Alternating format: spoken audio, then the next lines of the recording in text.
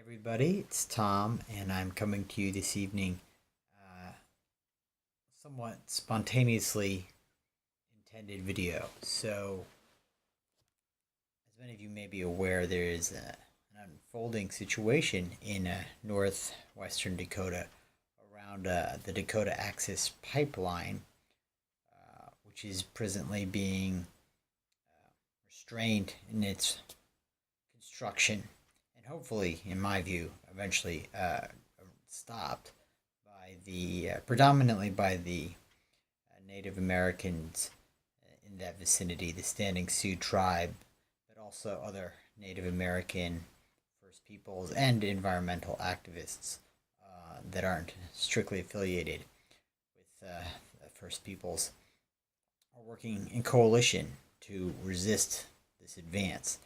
And what occurred to me about this event, or these events, is that within them you have epitomized attention around technology as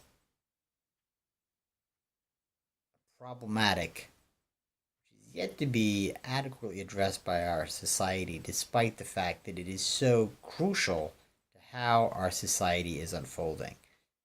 There are people, of course, who have devoted significant thought to that. People such as Jacques Ellul, for one. And in fact, I want to come back to Jacques Ellul in a subsequent video after I have sort of a grasp of greater extent over his reflections on this. But today, I want to bring up the suggestions of Martin Heidegger. Martin Heidegger is a problematic figure. But that notwithstanding, he has a very compelling essay that he wrote, The Question Concerning Technology. My edition here is a very common, nice little collection of basic writings, in which I found it, but it's very broadly available. And what Heidegger points out in this essay is, first of all, if we're going to think about technology, we can't just be limited to the notion that technology is instrumental. This, while correct, is only a surface analysis of what is unfolding. In fact, it's almost tautological, right?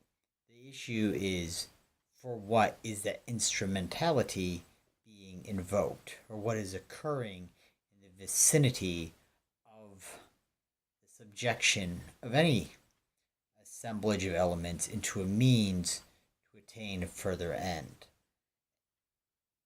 To wit, Heidegger invokes the Aristotelian notion of the fourfold cause, is the four causes, what have you. The four forms of cause being commonly glossed as material, which is the actual substance with which you're dealing, right? So if you're about a house, it's the brick and the mortar, the wood and so forth that go into its constitution. The formal cause, which is the shape of the house that is sort of put into walls and rooms and roof and so forth. The efficient cause, which is, the construction workers that come and bring it all together, and the machines and so forth that draw elements into the definitive house. And then there is the final cause, which is the provision of a stable shelter and a space for domestic happenings. And despite the fact that it's not too difficult to abstract these four aspects of cause together, there occurs not too soon after we begin that process of abstraction, the realization that they are still intimately connected, so that one is compelled to almost suggest that they are ultimately a kind of singularity. To use that word is a bit strong, but I think you will take my meaning. And the way Heidegger deals with it in his essay Question Concerning Technology is that they work together to gather these facets or elements, and through that gathering occasion a presencing forth of some entity, as in this example that I have provided, a house, which is a different feeling than we usually have when we talk about technology or we talk about causality. It's something that sort of is there, but it's in the background. And this gathering together and presencing forth of something, such as a shelter in the case of a house, or you can take something, some other apparatus, an automobile is a mode of conveyance, a pen is, a writing element, the basic tools of plane and lever and so forth. All these things are, in fact, an elicitation, an evocation of some aspect of reality which prior to the gathering together of these elements was latent or concealed. So, the upshot is that technology, or techne to use the Greek word, is an engagement of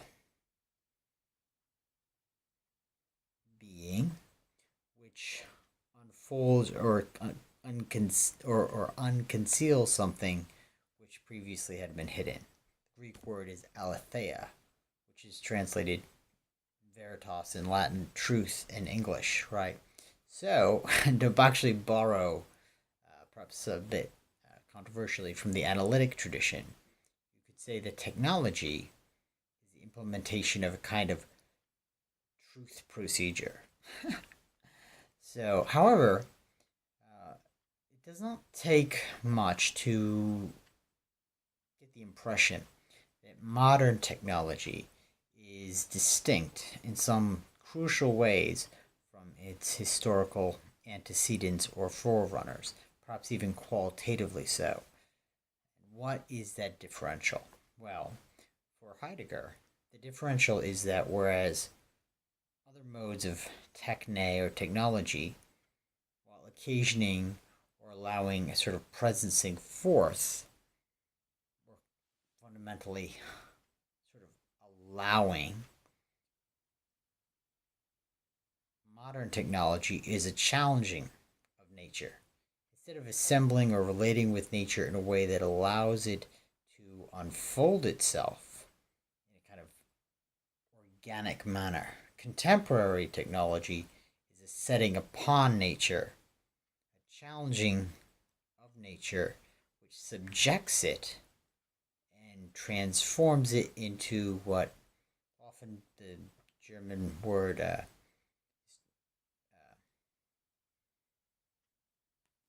bestimmt. I should hold on a second. Anyway, it's usually translated standing reserve. The English word resource is also helpful in that connection. Let me get this German word right. Thank you for your patience while I turn to it, which I should have had the page marked. Human, all too human, and all that.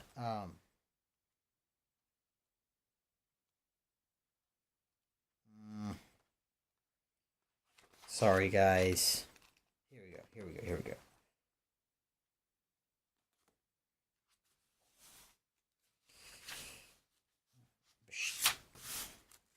Bestimmt.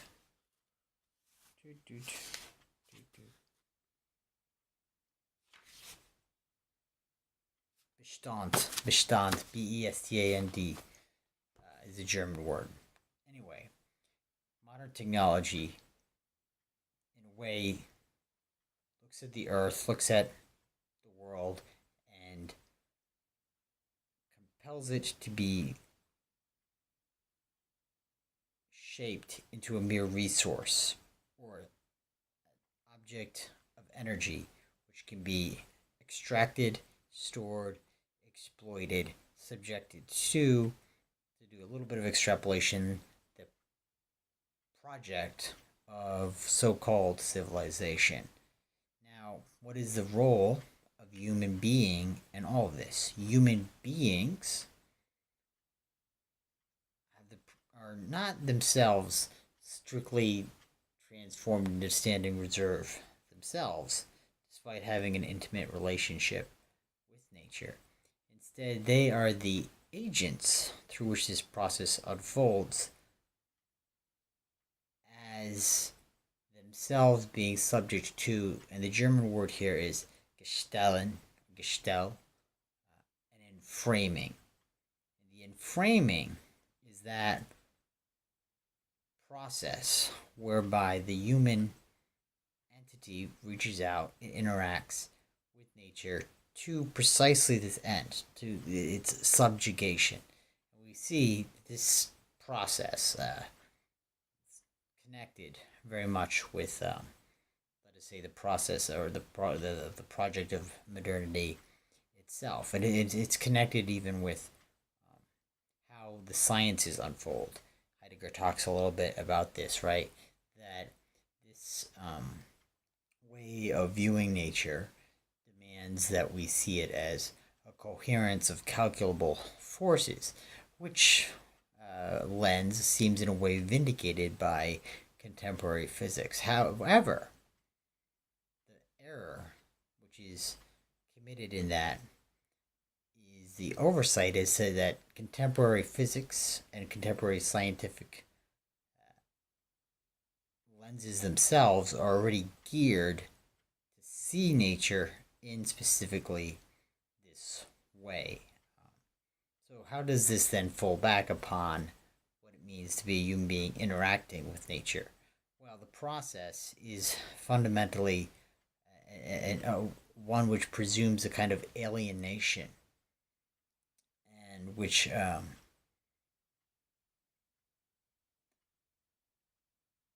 gives rise, I would say, to a sense of almost desolation. In virtue of that, one is almost being pushed into a kind of existential cul-de-sac. And these remarks are moving a little bit beyond what is explicitly stated within Heidegger's analysis, and sort of adding my own view on the matter. I think it's useful to view contemporary technology, which also has the characteristic of not being constituted by this or that device or this or that set of devices, but by a whole system which is enchained or connected with this subjection of nature to a logic of resource extraction vis-a-vis the enframing of the human being as an agent whereby this process occurs. And the upshot is a dramatic alienation from the world and perhaps being itself.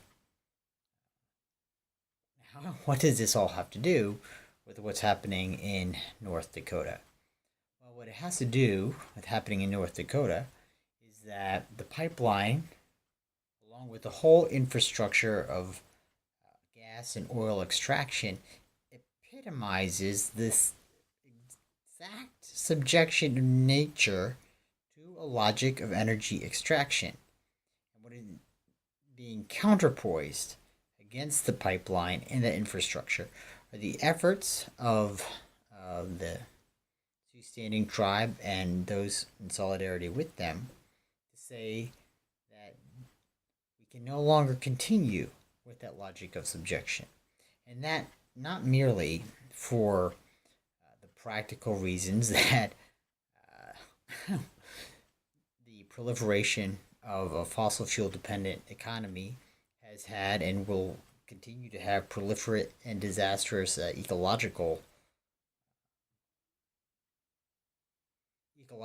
deleterious effects, to put it in a rather mild way, okay? But also for the deeper reason that it is compelling us to relate with nature in a way that fails to appreciate our continuity with the world itself. And with, I shall go forth to posit the ground which we may see as sacred. And the way this specifically comes up in connection with the issue of the Dakota Access Pipeline is that we're not just talking about going through and polluting water supplies, but we're also talking about how the construction process is desecrating native lands, sacred burial sites, and an alternative way of seeing the land as itself a space through which we can experience the sacred, the transcendent, that which is beyond our own being. Now, I'm adding a lot here onto what is Heidegger. Heidegger is just a point of departure, right? So I want to separate the wheat from the chaff as far as that goes. But I want to highlight that the challenge is to move outside of this extractive disposition to being and rediscovering an alternative disposition which is no longer predicated on a usurious antagonism and not merely theoretical. There are concrete implications which flow from shifting that disposition in terms of how we do come to gather energy, right? And in this regard,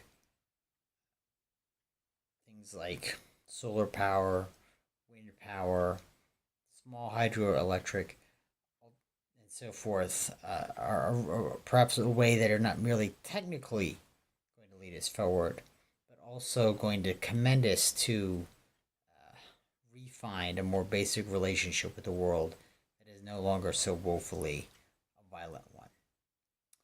So much for some thoughts on what's going on in North Dakota and how that cascades into a consideration of these broader issues as to technology and our relationship with nature. So hopefully that was at least some decent food for thought and helpful. Anyway, thank you so much for listening, and I will catch you guys